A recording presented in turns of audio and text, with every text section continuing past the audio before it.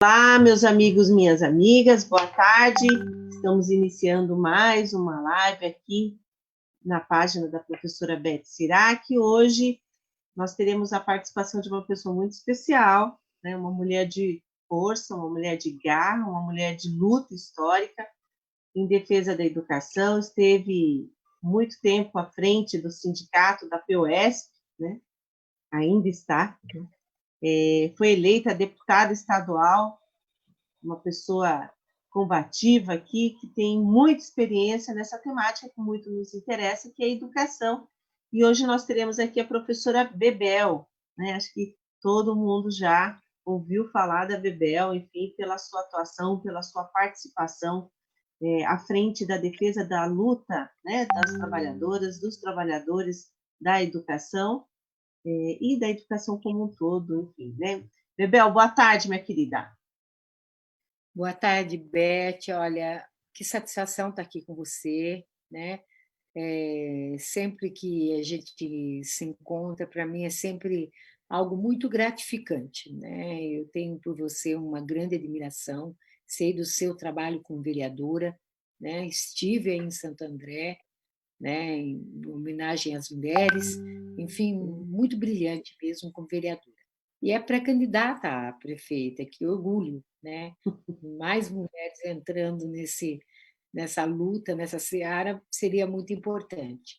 Quero cumprimentar todos que vão nos acompanhar através dessa live, dar a sua opinião, seja favorável ou contra, né, Beth? A gente Sim. não tem isso, mas acho que é da democracia. Então, muito obrigada por me promover esse espaço.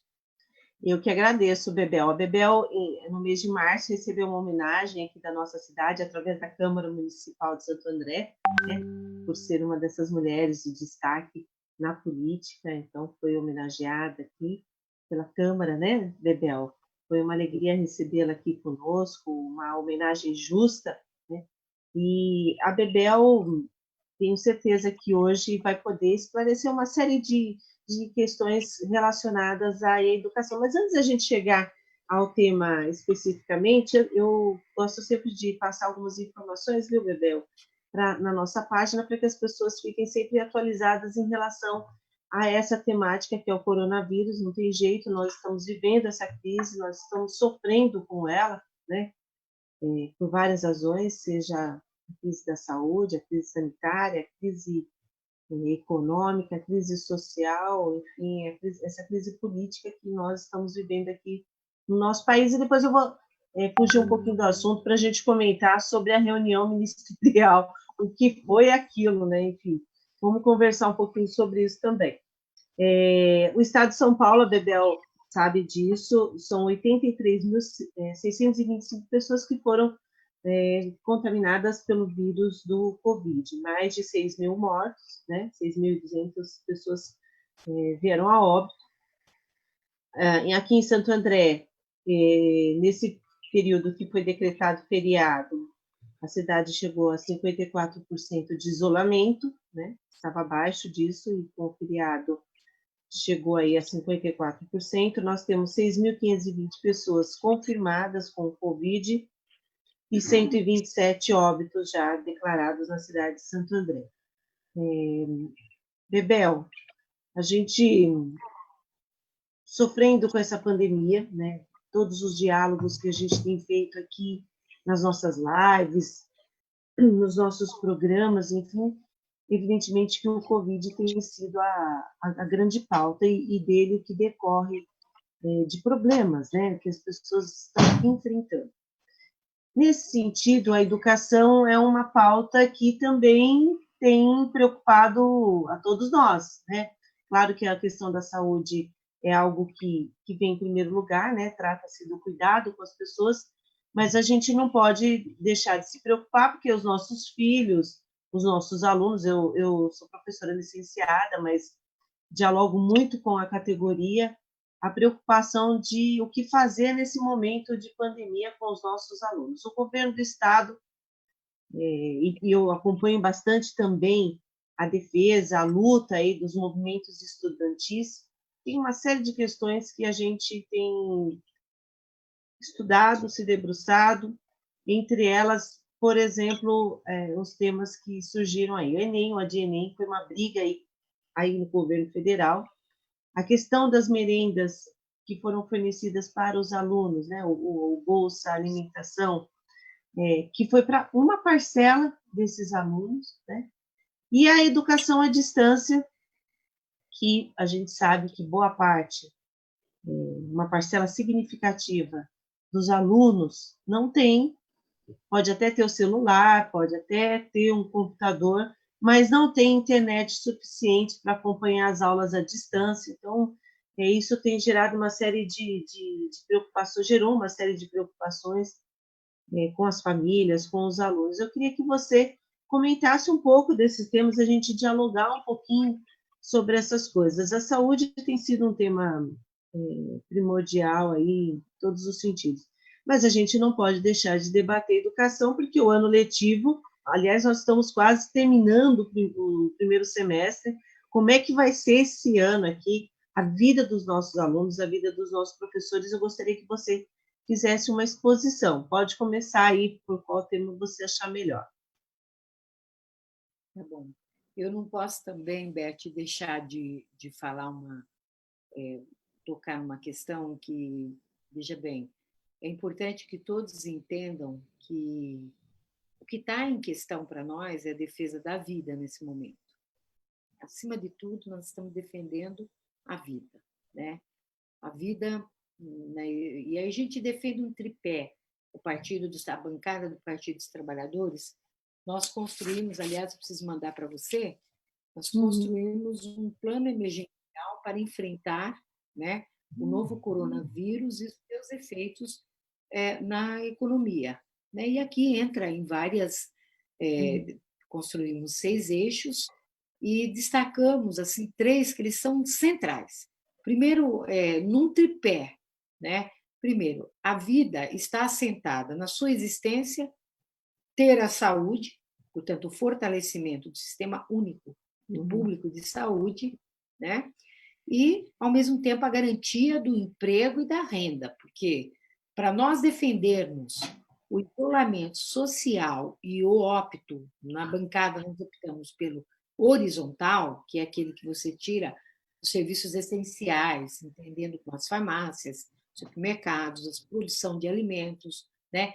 Com todo o cuidado sanitário, né? Com EPIs, que é equipamentos de proteção individuais, que precisa, né? Para essas pessoas que vão garantir, na verdade, a sustentação da vida, porque são eles mais os funcionários da saúde, né? Eu acredito que a vida ela tem que ser assegurada com o isolamento social horizontal. Você fala, Bebel, mas ficar em casa só vai acabar com o coronavírus? Não é isto. Ficar em casa significa não permitir ou dar possibilidade que o sistema de saúde não entre em colapso. Então, todo mundo vai dar conta, né, daqueles que estão doentes e menos pessoas vão impactar no sistema de saúde. É importante, porque às vezes a gente fala, as pessoas falam, mas eu vou ficar em casa para quê? Isso não garante, o coronavírus está aí, eu vou pegar se estiver na rua, pode ser que pegue em casa. Não, não é isso. A questão é como não impactar mais o sistema de saúde. E quem está dando resposta?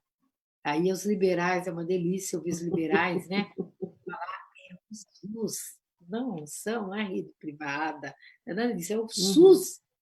A rede privada, nós temos que. O público, o Estado, tem que comprar vagas, né, na rede privada. Mas o SUS está aí, uma conquista da Constituição de 88, né, da sociedade civil organizada, e está aí. É o SUS que está dando. Então, os liberais estão. Né, e recorrer à renda mínima de cidadania, então, muito gostoso, Beth. É verdade. Nada, nem Bolsa Família, Bolsa. Isso aí tem que ensinar. Como é? Ensinar a pescar. A famosa frase do presidente Lula. Ele fala: como é que vai ensinar a pescar se ele está com a barriga vazia? Primeiro tem que pôr a comida na barriga dele para ele poder pescar, se ele morre. Né? É um pouco disso, essa simplicidade, né? Então, tem que entender esse contexto todo e por que uma parte defende vertical, como o Bolsonaro, e por que nós defendemos horizontal. Quem defende vertical não defende nada, puxa vida. Está defendendo que todo mundo fala assim, tira só os que, na verdade, sofrem risco.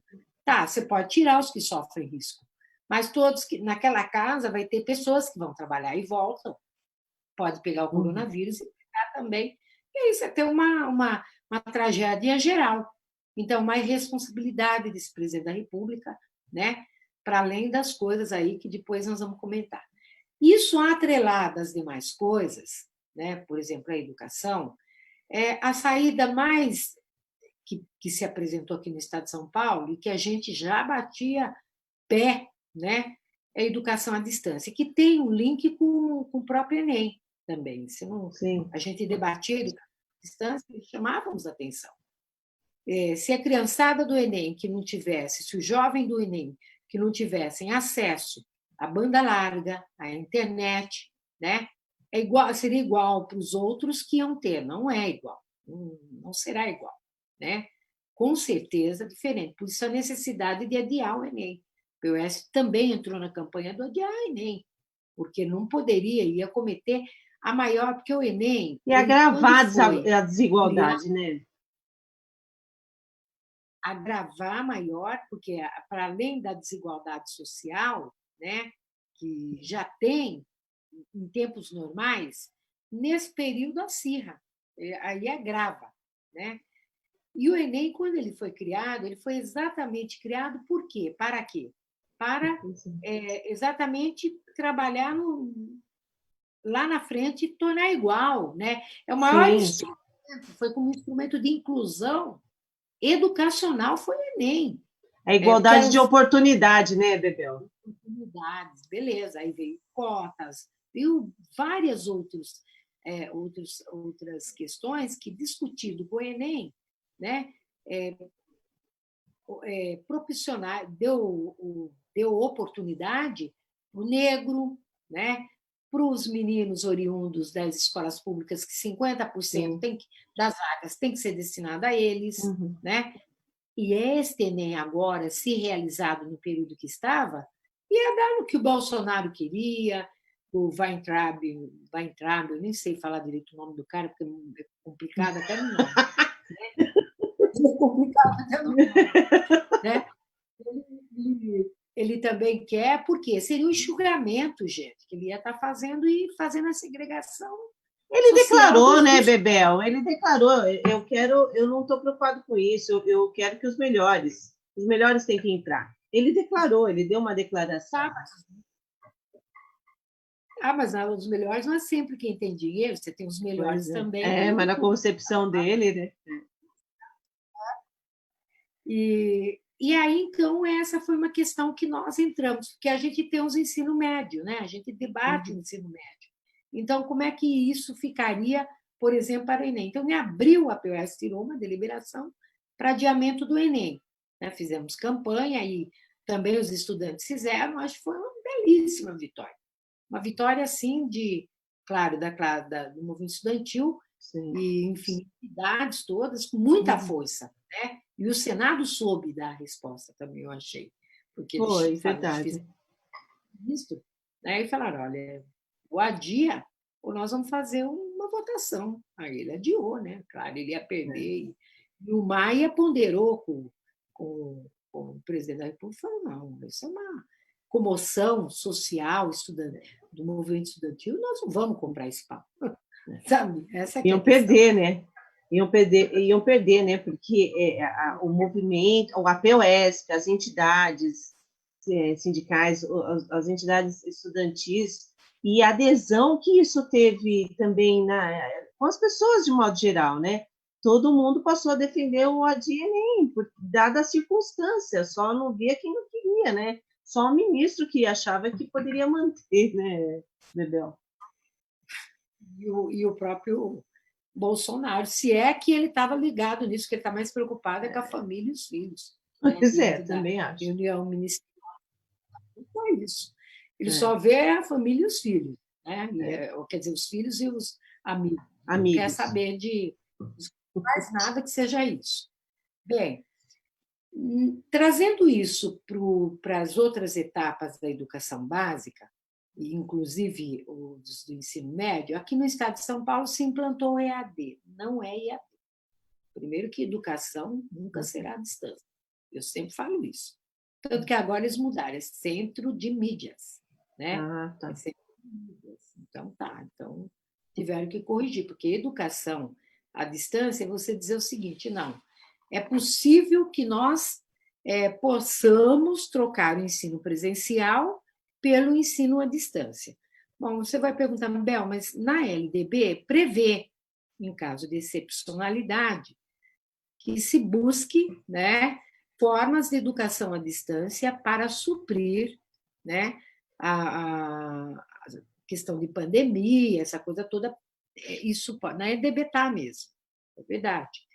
Assim como 30% do currículo também está na LDB, na parte diversificada, ele pode ser utilizado para, enfim, ser utilizado não como educação à distância, vou te dizer, para as tecnologias de informação e comunicação, que não é somente isso aqui, esse bate-papo nosso numa telinha quadrada, não. Mil formas de você trabalhar as tecnologias de informação e comunicação e de forma muito mais gostosa do que, né, salinha de aulas. Porque sala de aula ele pode ter a presencial dele, que é insubstituível, insubstituível. Ensino presencial é insubstituível. Como dizia Paulo Freire. Né? A escola, né? A escola. Por quê? O que diz Paulo Freire? Paulo Freire dizia o quê? Diz, porque ele está vivo entre nós ainda. Sim. Diz o quê? Ele diz que no ato de educar há que ter uma dialogocidade entre o educando e o educador. E que, a partir daí, se dá o ato de aprender. Não tem aprendizagem que não seja de outra forma, sem essa relação pessoal, né? de reflexão. Sem isso, não tem. Então, você está fazendo educação bancária. O que é a educação bancária? Educação bancária é aquilo que se deposita, depois chega no final do mês, tira o conteúdo através de uma prova. Mesma coisa, você deposita num banco, você precisa, você vai lá e tira. É a educação bancária. Né? Essa eu não quero para os alunos. Por isso eu sou contra. Desde o início, radicalmente contra, e sou. Se o governo do estado de São Paulo, ao invés de fazer essa EAD, esse centro de mídia, seja lá o que for, esse assédio moral que está para cima dos professores para fazer a coisa quadradinha, currículo, Beth. Não tem linearidade em currículo. Você tem uma concepção de... Sim. Você foi uma concepção, e eu também. Para nós, o currículo é omnilateral, ele é global. A qualquer momento, a criança está aprendendo. Nessa situação de pandemia, ela está aprendendo. Está aprendendo vários conceitos que ela nunca tinha ouvido falar. Ela não ouviu falar de SUS, mas agora entendeu. Então, um sistema único de saúde. Ela não ouviu falar de isolamento social, horizontal, vertical, que diabo é isso? Mas daí vem, né, alguém fala, outro fala, tal, e ela vai aprender. Ela aprende. O conceito de pandemia, o conceito de cuidados pessoais, o conceito de sanitário, enfim, né? Fora as comparações entre um gráfico e outro. Portanto, ela está tendo, as crianças estão tendo 1000 noções, né? Nesse momento, que acham que ela não está tendo nada, não está aprendendo nada. Como não? É como diz o Paulo Freire, mais uma vez. O aprendizado não dá na escola, dá no mundo, na relação do sujeito com o mundo. E, a partir daí, você sistematiza isso. Né? Eu não condeno as tecnologias de informação e comunicação, muito pelo contrário, eu quero a socialização de todas essas tecnologias para o menininho da favela, mas desde que tenha internet para ele. É igualdade de acesso, né? Tenha tudo. Igualdade de acesso. Eu quero, porque isso foi construído pelo homem e a sociedade. É um direito. Não é para ser para alguns e para outros. Agora, o que não pode usar uma pandemia, por exemplo, se você perguntar no estado de São Paulo, tem 3.700.000 alunos. Somente 1.500.000 alunos estão acessando as aulas, as ditas aulas, porque eu, pelo amor de Deus. Então, você tem 2.200.000 alunos fora do acesso. Mais Aí da eu fui metade. visitar mais da metade. Fui visitar uma favela semana passada. Olhei para a favela, tinha uma televisãozinha, tinha rádio. Aí eu perguntei para o menino, você está conseguindo aquela coisa lá, professora, de online? Falei, tem computador, professora. Aqui não pega, nós não temos rede. Olha, então, e o menino da favela? Porque você tem que pensar para todos. E aí tem uma coisa, Beth, que ela é mais dolorida ainda. Porque eu posso divergir do conceito de base nacional comum curricular que tem hoje, mas tem uma base. Essa base nacional comum curricular é o mínimo nacional que a criança do Acre, de São Paulo, do Amapá, do Amazonas tem que ter. Sim. Se não tiver lá e tiver aqui, você já não tem base. Já não tem base e não tem condição de concorrência com o Enem. Né? Pois é, você está entendendo? Então, isso também tem que ser observado. Então, eu, se fosse secretária de Educação, o que eu ia fazer mesmo? Eu ia fazer o que a Globo correu fazer já. Eu ia pegar uma parte da questão da televisão e dizer, nós vamos trabalhar um conteúdo de outra forma. Vai trabalhar na forma de, por exemplo, história, na forma de representação, com jovens até, vivendo a história, o conteúdo de história, né, contemporânea, história do Brasil, história de todos os tempos, mas de forma encenada. Então, a criançada, nesse período, vai prestar atenção e ela vai capítulo mais por capítulo, lúdica, né? Mais lúdica. É muito sério num tempo de pandemia, que você está falando de morte. Vai saber se na família dele não morreu alguém, tá certo? E você querer colocar o currículo dentro de uma caixinha e falar, tem que ser assim, porque tem que cumprir X dias letivo. Então, é um cumprimento burocrático, não é pedagógico, tá? Não é político-pedagógico e não tem nada a ver, tá certo, com o que está acontecendo. Não, educação tem tudo a ver, tem que ter uma relação com o contexto também, né? Então, por isso, posicionamento contrário, fora assédio para cima dos professores. Se você não fizer isso, aquilo, você não vai receber, não é verdade. Não tem parâmetro jurídico que leve esse professor a não receber. Eu até disse para a Vera, aí de São Bernardo do Campo, falei, Vera, dá esse professor para mim, é tudo que eu quero, um professor que desafie, que diz o seguinte, eu não vou cumprir e o governo não vai me pagar. Vamos ver. Se ele tem, se ele vai ter jurisdição para isso. Se ele não tem como acessar a internet. Se ele não pode gastar no bolso dele. Como é que ele vai fazer? Exatamente. O governo não deu as condições para ele. Como é que Exatamente. faz? Ele pode ser não. Tá? Essa é a questão. Então, esse é um pouco o quadro, né, da educação. Não tem nenhum diálogo, viu, Beth, com o sindicato? Nenhum. Nossa. Tudo é na pressão para cima deles, ou eu pressiono lá via Assembleia, ou pressiona via os professores para poder fazer determinada, fazer pagar, fazer. E tem 25 mil professores, por exemplo, que estão sem receber nada. São os chamados categoria Por que, Bebel? Tá. Porque ele tem um contrato até março, tá? Ele tinha um contrato. Aí as aulas dele iam até final de março. Então, ele recebeu abril, maio, já não vai receber. E os eventuais, que são aqueles que pegam as aulas. Então, o que eu tentei negociar com o governo? Eu disse, eu não estou pedindo de graça, não estou pedindo para o senhor pagar e não ter de volta, porque o senhor vai precisar dessas pessoas depois que a pandemia passar, e eu tenho esperança que sim, ela vai passar, esses professores vão ter que trabalhar com recuperação, com, né, enfim, repor as aulas, isso, mais e aquilo. E ele falou, mas são 25 mil? Eu falei, pois é, mas pega o último lerite e paga de acordo com o último lerite, seria um parâmetro. Ou o salário mínimo do Estado dá 1.550. Eu falei, mas isso vai dar uns 30 milhões? Eu falei, mas 30 milhões, nós estamos discutindo bilhões, trilhões. Milhões. Nós liberamos pela bancada do Partido dos Trabalhadores e toda a Assembleia liberou a lei de responsabilidade fiscal. Ele pode gastar além do mais com o pessoal, o artigo 65.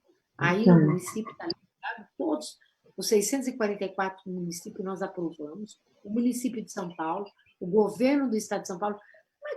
Como é que não pode priorizar? Em muitas áreas não estão sendo utilizados, são dinheiro que pode ser... Pois é, remaneja, né? Não é? Então, é um pouco disso, Beth, que a gente está enfrentando, né? Um governo que faz um grande marketing. Com esse filme.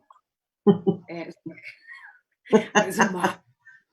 E aí, ele faz? Ele polariza com o Bolsonaro e esquece que ele faz o pior ou igual aqui no estado de São Paulo. Não, e também esquece que esteve com o Bolsonaro, né? Porque a campanha era Bolsodória o tempo todo. Não adianta negar, porque a história revela, né? Foi Bolsodória o tempo todo na campanha. E ficam nessa polarização aí para ver quem é que tem mais adesão na disputa de um público, enfim. É vergonhoso, Bebel. Infelizmente, a gente vive um momento que os governos deveriam apresentar os seus planos emergenciais. Eu acompanhei a proposta da nossa bancada do PT na Assembleia, que vocês fizeram, inclusive parte do que foi tratado nesse plano emergencial. Nós aqui na bancada do PT de Santo André, dos vereadores, aquilo que cabia ao município, evidentemente, a gente também apresentou enquanto projeto, inspirado aí no trabalho que vocês fizeram, né? Reproduzimos aqui em Santo André também. Mas, Bebel, voltando um pouco a essa temática da educação, a gente sabe a escola é o espaço, além de tudo, né, de produção de conhecimento, de construção de conhecimento, de socialização, é um espaço de proteção também, né, Bebel?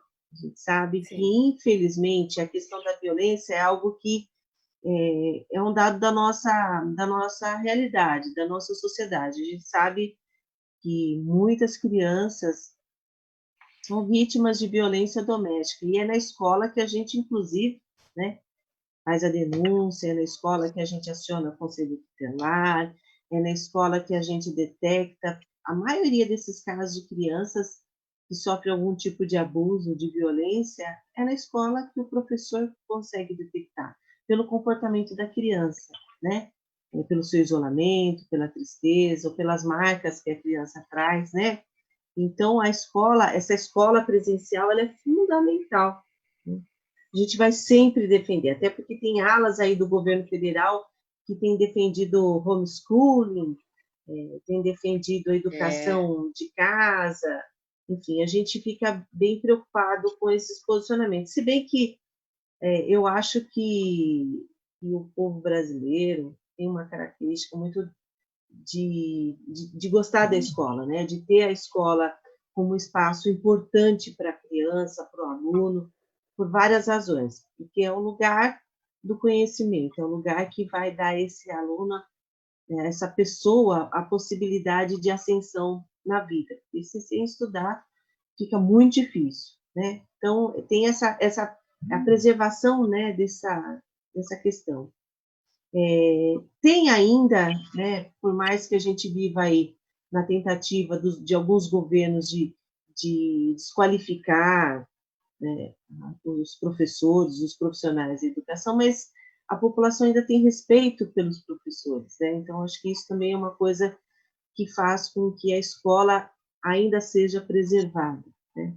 E a gente também sabe que muitas escolas, que os pais são envolvidos, que a comunidade são envolvidos, o resultado, né, do rendimento dessas crianças é muito melhor, né?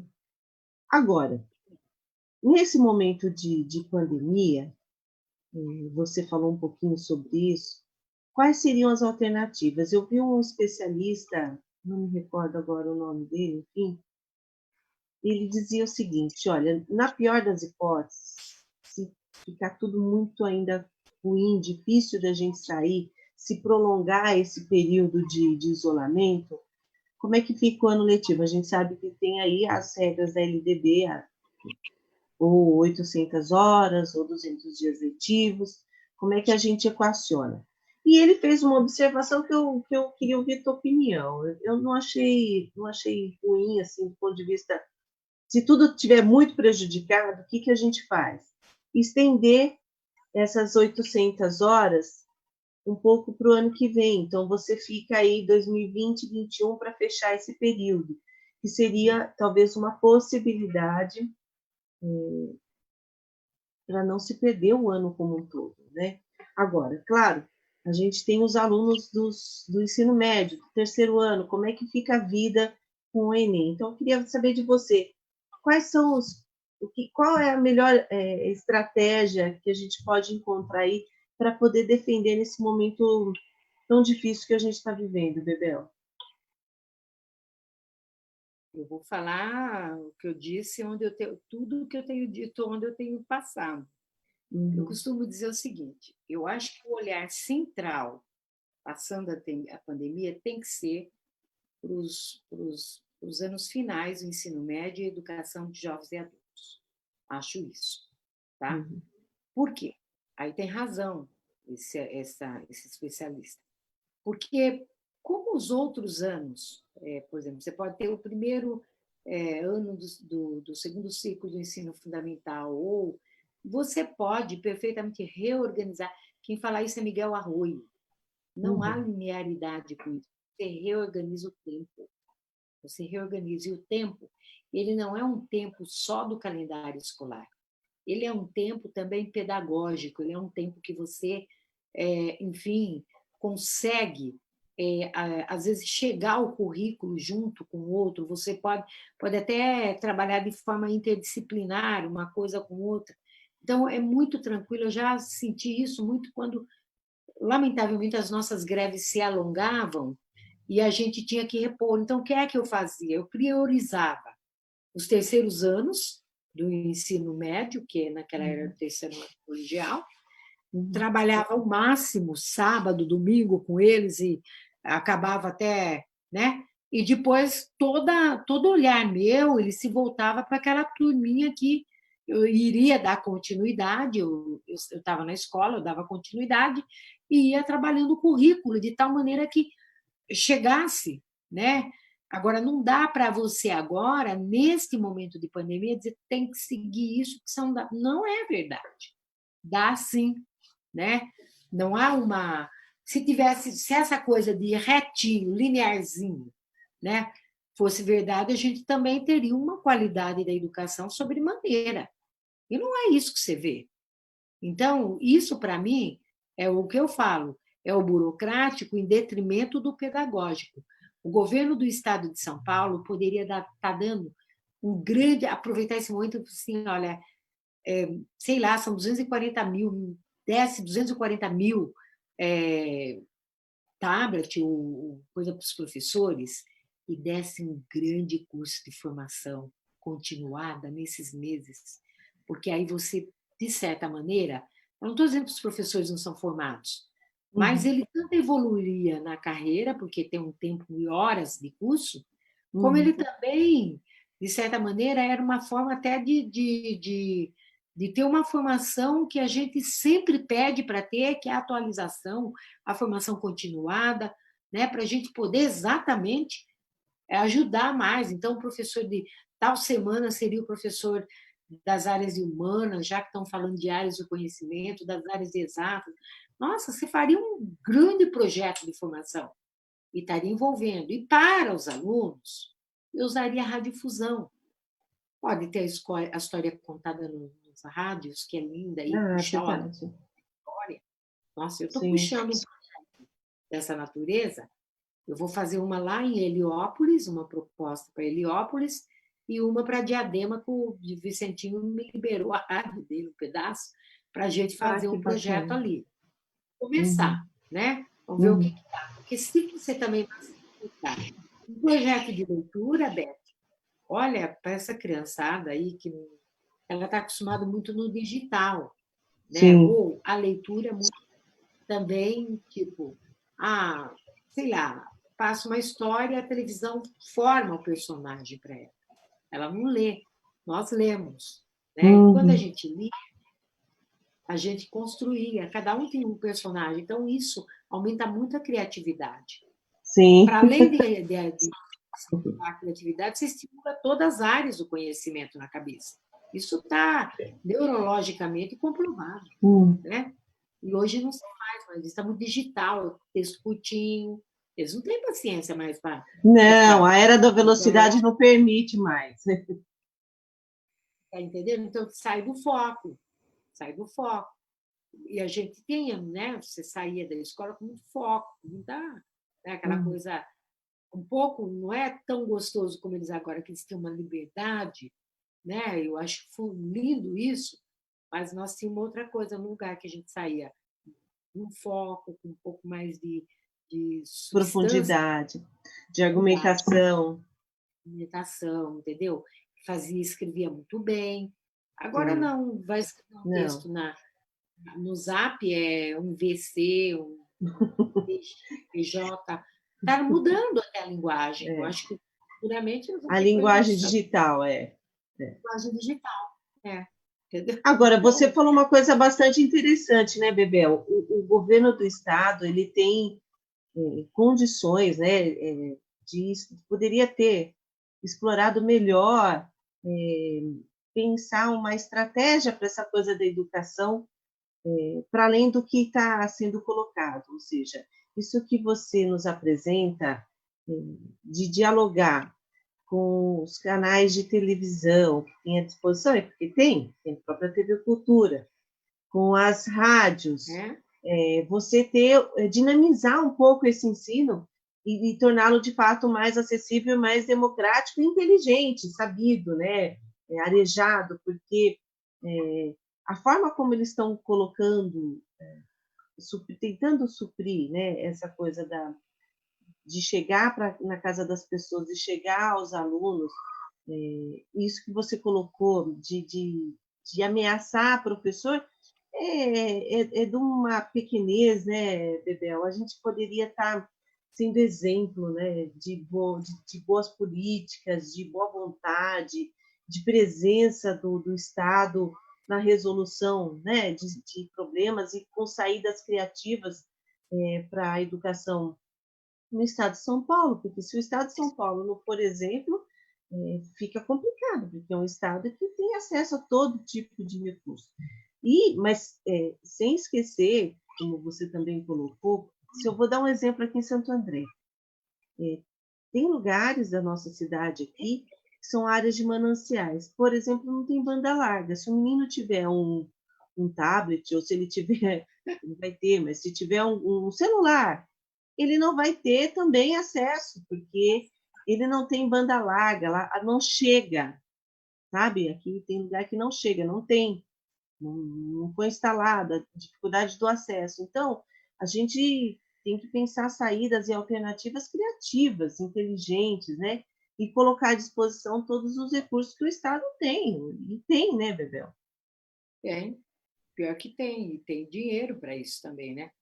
Agora, não tem um compromisso, primeiro, com o direito à educação. Segundo, está em curso a mercantilização, pelo menos de parte do currículo, via EAD. Então, a pressa desse secretário foi o seguinte: vamos colocar essa EAD, porque, em parte, se der certo, senão a gente depois diz que vai fazer uma adequação, uma melhor acerto, e parte do currículo já fica privatizado. Eu vejo dessa forma. Você vai falar, pô, Bebel, mas você já. Eu vejo porque eles têm uma loucura esse negócio de EAD. EAD é só no caso de excepcionalidade. É. Uhum. Por exemplo, se você pegar a cabeça do cachorro lá em cima do Amazonas, lá no São Gabriel da Cachoeira, onde eu fui, que é uma comunidade indígena, tem que formar os professores para lidar com as comunidades indígenas. Lá tinha que ter IAD. Lá o Fernando Haddad implantou, mas implantou um estúdio, e não é tutor, são professores, tá? E aí eles são formados para poder atuar nas comunidades indígenas, porque tem o próprio a própria cultura indígena, ela não pode ser negada. Os indígenas, eu fui até uma comunidade lá, atravessamos aquele Rio Negro que eu quase chorei com aquela voadeira, né, para chegar lá, porque é um susto que você leva, aqueles negócios na água lá. Chegamos lá. Olha que. Mas olha, menina, eu sou uma mulher corajosa, mas com aquela voadeira. Não tenho dúvida disso. Aquela coisa, você fala, ai, meu Deus do céu, se eu cair aqui, eu estou ferrada. Mas, em todo caso, eu estava no Conselho Nacional de Educação e a gente foi conhecer a educação indígena. E o que eu mais achei interessante é que coisa deliciosa, como você aprende. Porque o professor lá, que eles são índios, né? Indígenas, eles são indígenas, eles são índios. Eles diziam o seguinte: a classe era assim, separada. Aqui era uma aula normal, como a nossa, e era separada por. Aí nós perguntamos por que essa separação. Ele falava o seguinte: porque não, conosco não tem esse negócio de português, matemática, isso não. A gente vai trabalhar na aula, a criançada cansa e a gente vai fazer cultura. Então, dança indígena, contar história de não sei o quê, não sei o quê. Então, tem uma interdisciplinaridade. Não é primeiro os formais, depois Não é essa coisa positivista, né, linear. Bebel? Coisa, Não é depois a outra, positivista, é que não. você escala o que é prioritário, né? Muito lindo, mas isso é dentro dessa formação. Então, se tem isso já acontecendo no Brasil, por que não no estado de São Paulo? No Brasil já Não dá para acontece. entender. Não entendo. E esse secretário da Educação foi ministro. Ele não viu isso? Ele não conheceu as diferentes formas e Realidades? realidades? Não viu? Não, entendeu? É impressionante. Aí vem aqui tentar pôr tudo numa caixinha. O currículo dentro, um conhecimento dentro de caixinhas, né? Como se fosse puxar a gavetinha. Não dá, né? Beth, isso não, nem, sabe? Até a escola não é, entendeu? Eu acho que tem que repensar geral. Você quer um exemplo mais prático? Nós vivemos em São Paulo em 2015. 2015, São Paulo teve um problema com a maior greve do magistério paulista. Sim, verdade. Segundo semestre, a criançada invadiu a escola, tomou conta da escola. E nós, juntos lá. Não foi o aluno que perdeu aquele ano? É O que o verdade. aluno perdeu aquele ano? Eles defenderam a educação. É Eu verdade. acho que brilharam aquele ano, aprenderam, eles Foi. organizaram equipes, assumiram a responsabilidade de cuidar da escola, e falaram, os professores também entraram, deram aulas diferentes, e eles falaram para mim um dia, eu entrei em uma escola na Zona Sul, na Linda Morina, estava sentado todo mundo no chão contando história. Ai, professora, bem que não podia voltar mais do jeito que era, olha que gostoso. Olha, É outra linguagem, né, Bebel? Eu participei muito aqui, agora, Bebel, aqui em Santo André, quando teve a ocupação das escolas, eu fiquei muito próxima dos meninos, sabe? Ajudando assim, apoiando, né, Bebel? Porque muitas vezes eles me ligavam de madrugada e diziam assim, vereadora, vem aqui que nós estamos sendo ameaçados. E tinha umas ameaças assim de carros suspeitos, sabe? De ficar assustando os meninos de madrugada. Eu muitas vezes saí da minha casa e fui até algumas escolas, até no sentido da proteção, né?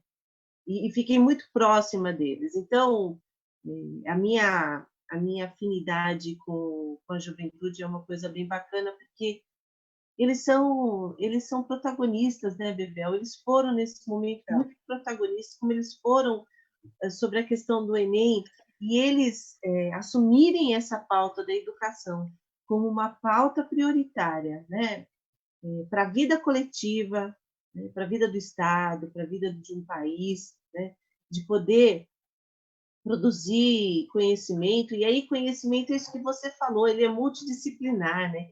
Conhecimento é transversal, ele tem que dialogar com todas as áreas. e com todas as formas de linguagem. Então, a educação poderia ser mais dinâmica, poderia ser mais prazerosa.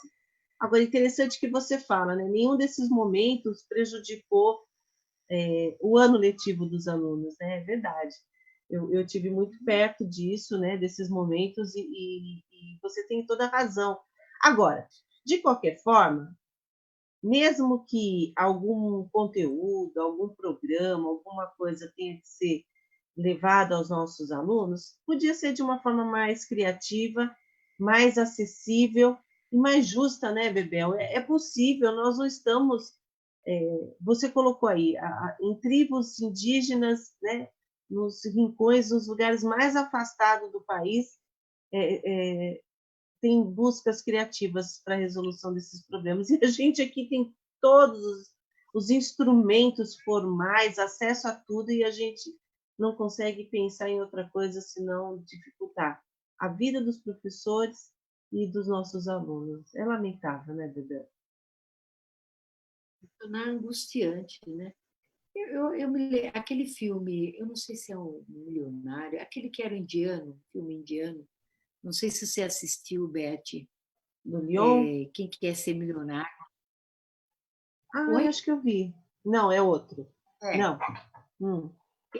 Ele é a prova cabal de que a vivência e a experiência, o menino que não frequentar a escola deve ser um mérito, mas não, há muito conhecimento fora. Depois o menino sabia até na marca d'água do dólar quem era a Perfeito. personagem que estava ali, de tamanha, quer dizer, da vivência que ele tinha, ele sabia Uhum. responder.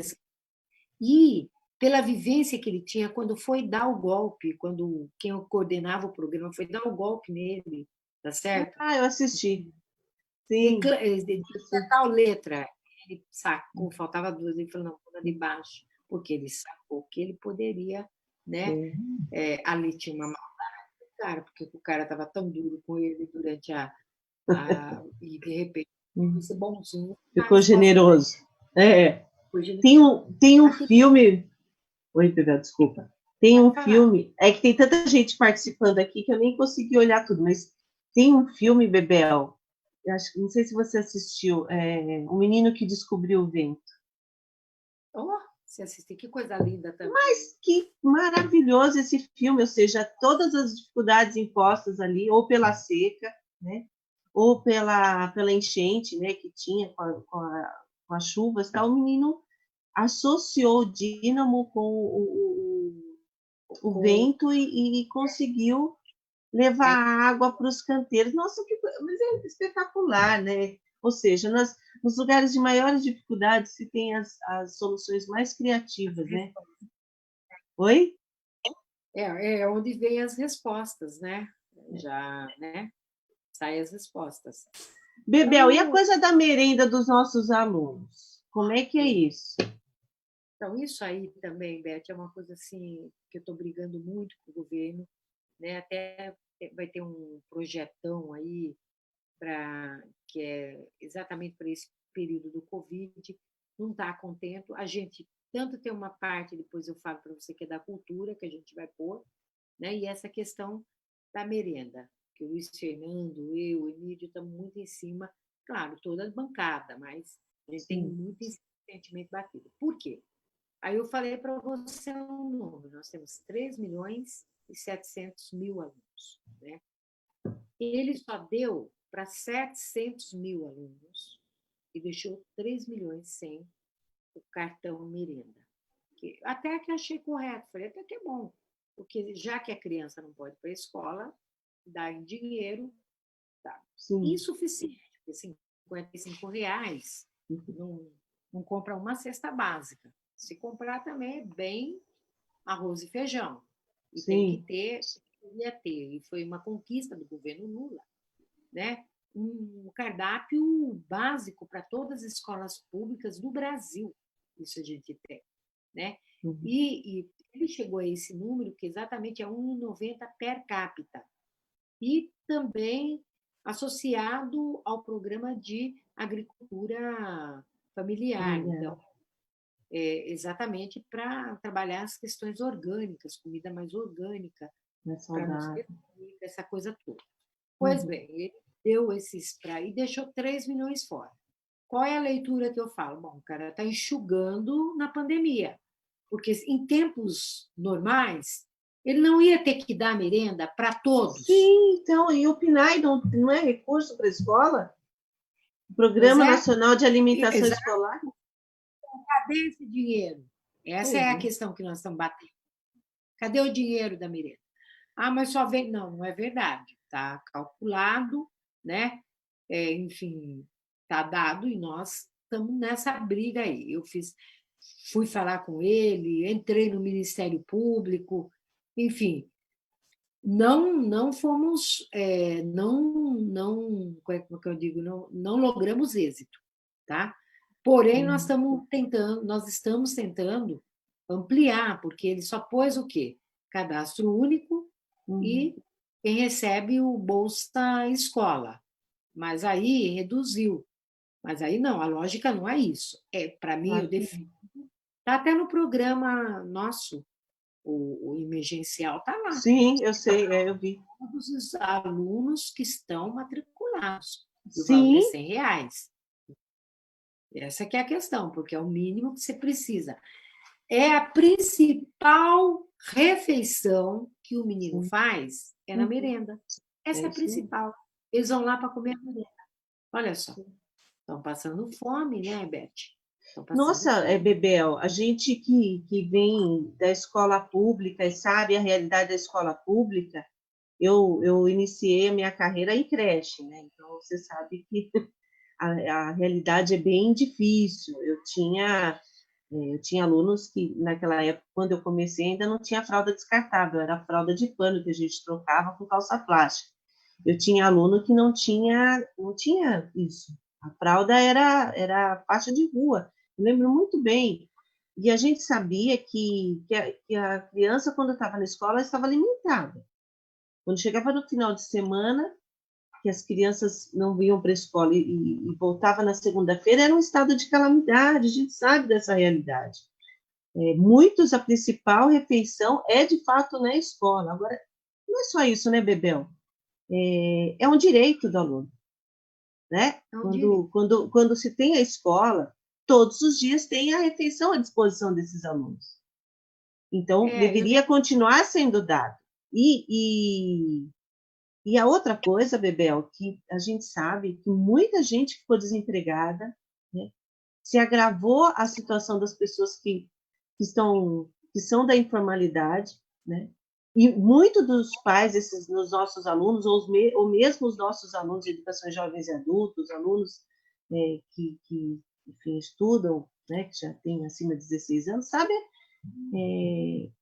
a dificuldade que está passando e perderam seus empregos, a sua fonte de renda. Então, é até desumano pensar que o direito ele existe para todos.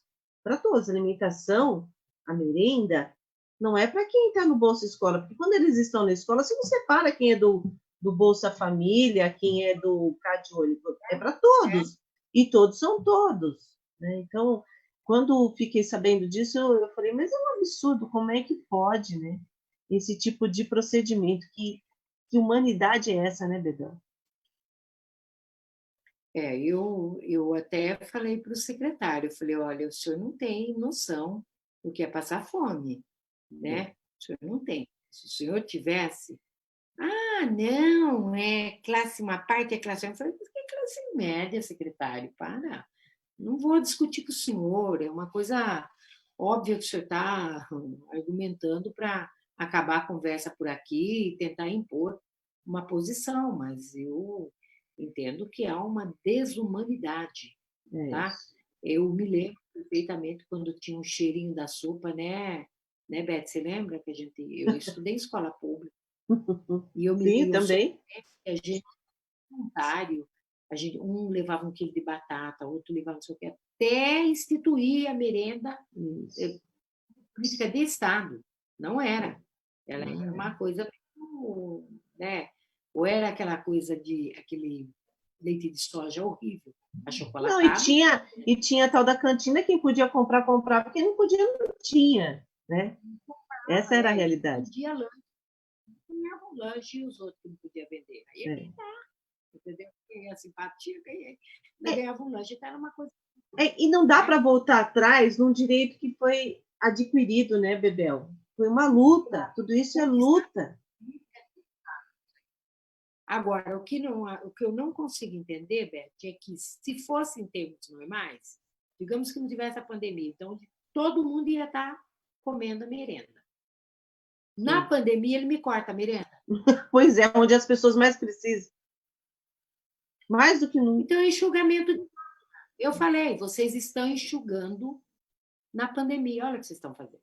Agora, Bebel, a gente, trazendo agora para um contexto geral, assim, nós não temos, né? Infelizmente, a gente não tem um plano emergencial de contenção do coronavírus, a gente não tem um plano emergencial para saídas para a saúde, saídas para as áreas sociais. A gente não tem, infelizmente, é isso que a gente viveu de uma forma mais dramática, né, no último sábado, quando o STF liberou, né, o vídeo da reunião ministerial. Muitas pessoas falaram, né, comentaram, acho que quase que o Brasil todo pôde ver o que foi, o escândalo que foi aquela reunião, muito menos, não que eu ache certo, tá? Mas assim, muito menos pelos palavrões, mas muito mais pela intencionalidade do que foi colocado naquela reunião. Claro, que numa reunião ministerial, numa reunião formal, seja numa reunião do governo federal, dos ministros, seja numa reunião dos secretários do governo estadual, seja no governo municipal, as pessoas esperam um mínimo de postura, de compostura, né? De discernimento, de clareza. Ninguém quer ver aquela chuva de palavrões, né? Foi uma coisa que chamou a atenção. Mas mais do que isso, sabe, Bebel?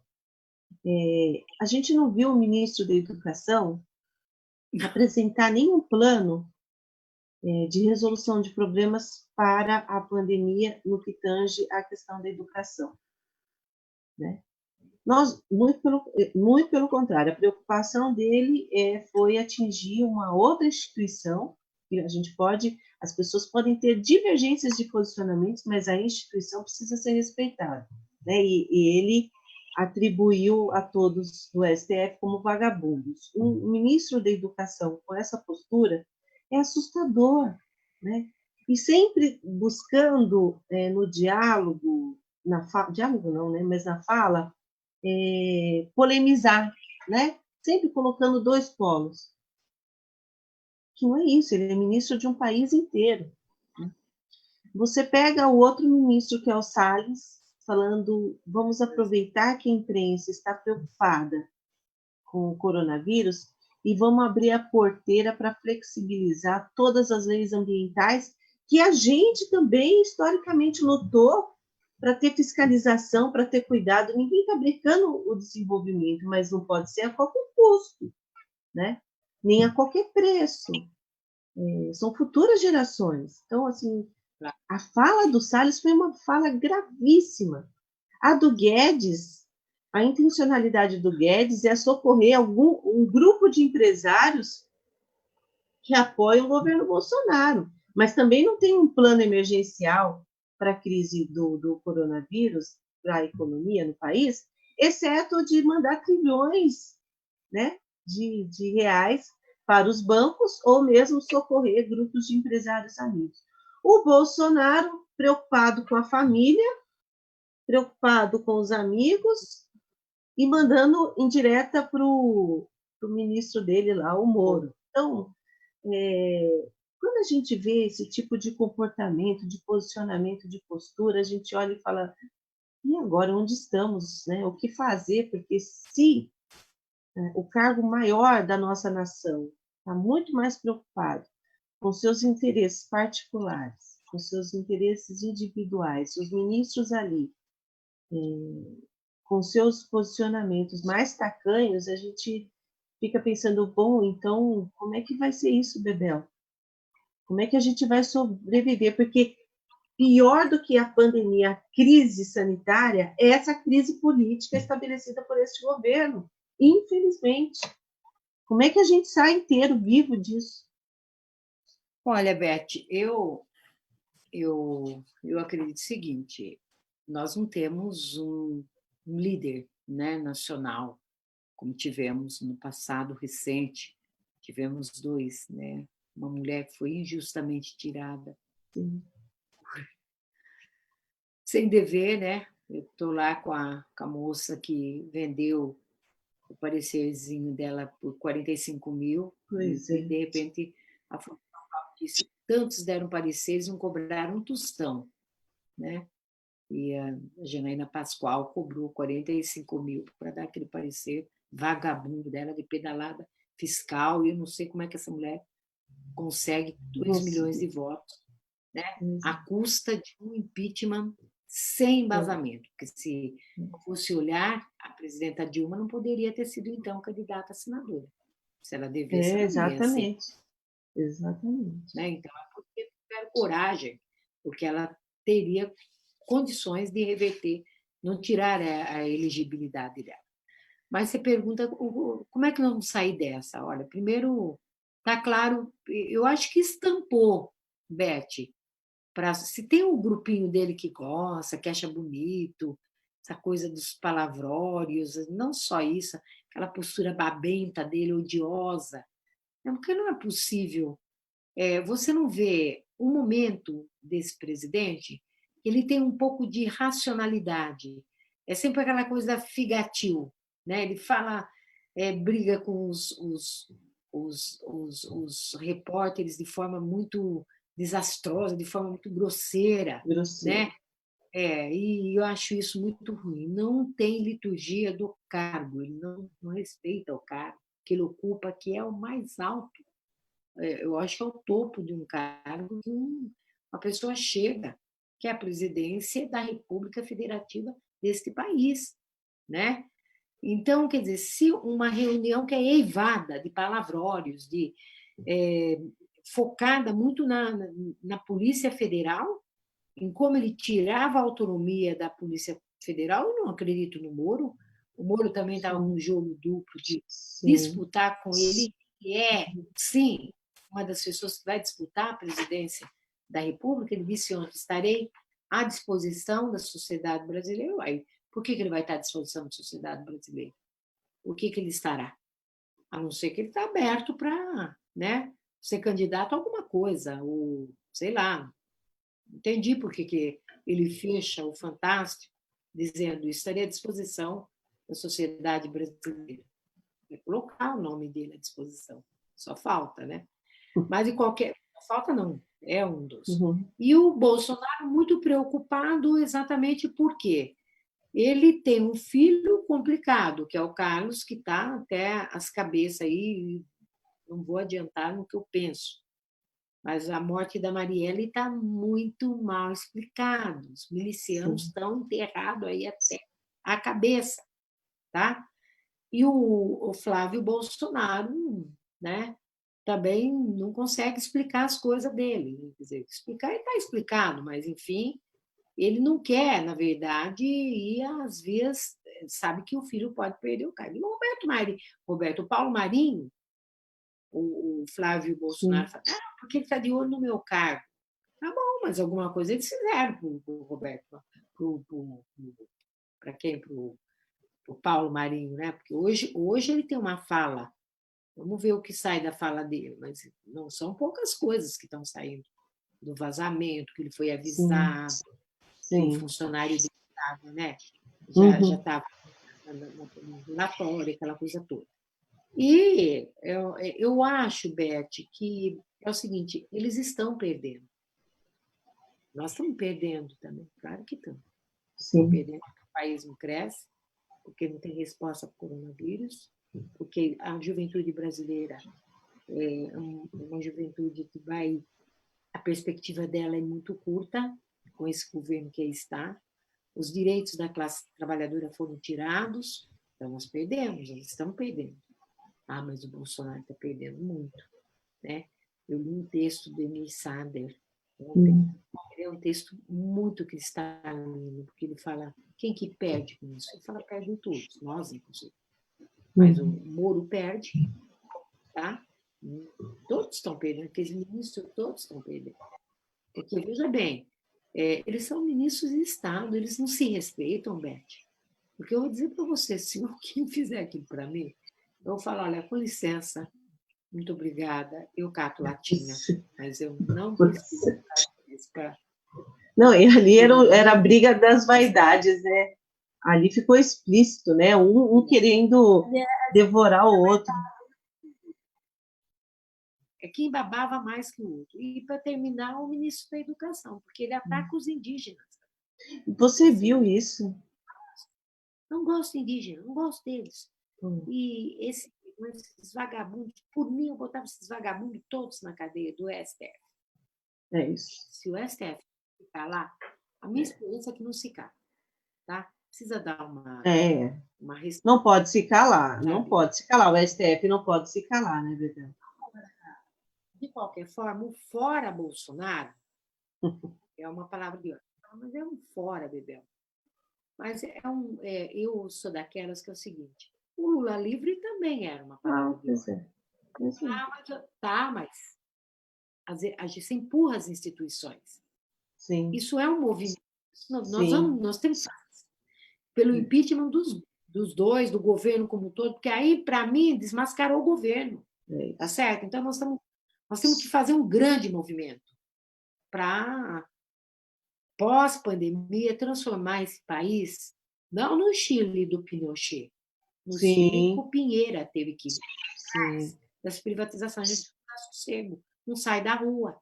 Você entendeu? Se nós ficamos confinados, porque ele, por irresponsabilidade, né, fica aí prendendo, acho que até é intencional, estou pensando assim, porque se nós ficamos trancados, a gente não tem como ir para a rua porque pega a pandemia, pega o corona. Tá, saindo disso, ele vai ter que nos enfrentar na rua, Beth. É luta de rua, bem, não tem jeito. E nós temos que derrubar esse homem pela rua. Tá? Você sabe? Fora Bolsonaro, já. Tô nessa já. Sabe, Bebel, uma pessoa me perguntou assim, porque acho que o ministro, na reunião, ele falou assim, é tudo povo brasileiro, não tem povo indígena, é povo brasileiro. Aí, uma pessoa que eu conheço falou assim, mas não é tudo povo brasileiro mesmo, Beth? Eu falei, é tudo povo brasileiro. Mas quando a gente fala da população indígena, dos povos indígenas, o que a gente está querendo dizer com isso? A gente está tendo respeito, porque cada povo indígena também traz com eles a sua própria cultura, seus costumes, as suas tradições, tem diferença nos povos indígenas. E quando a gente mantém essa expressão, né, povos indígenas, a gente está respeitando a cultura, a tradição, identificando essas pessoas. Então, tudo é brasileiro aqui, né? Está na terra, está no Brasil, é brasileiro, mas quando a gente fala povos indígenas, isso é um significado, tem uma simbologia, né? Por conta da cultura, por conta das suas tradições, né? Então, tem que continuar reforçando, sim, os povos indígenas, sim, né? Quando ele fala que não, é porque ele está negando essa história, essa tradição, essa cultura, que é diferente da nossa, né? Então, quando eu falei isso para ela, eu falei, poxa, eu não tinha pensado dessa forma. Eu falei, pois é, mas a forma como ele coloca é rasa e de fácil assimilação.